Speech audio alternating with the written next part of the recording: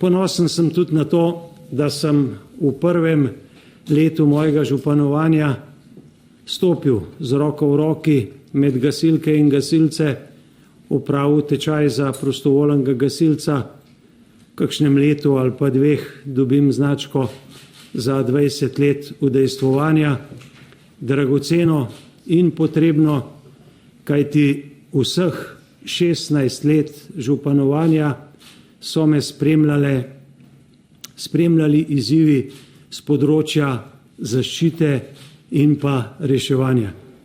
Gorska, hribovita, plazovita občina niti v enem letu ni bila brez kakršne take ali pa drugačne naravne nesreče. Žal, lahko bi rekel, da maturo in pa diplomo sem pa opravil po poplavah v letu 2007 v Železnikih, ki so prizadele tudi Tržič, in pa potem v letu 2018, ko je bilo 30. oktobra v relativno veliki občini, tretjino občine hudo prizadete v poplavah, ki so povsem uničile 3 doline.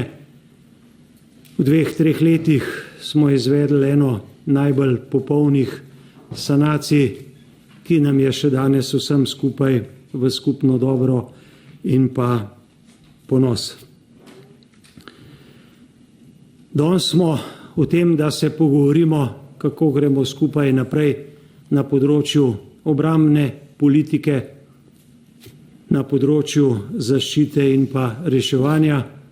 Izkoriščam uvodni trenutek in se zahvaljujem ministru, bivšemu gospodu Marjanu Šarcu, predsedniku vlade Robertu Golobu v funkciji ministra in pa obema državnima sekretarjema, dr.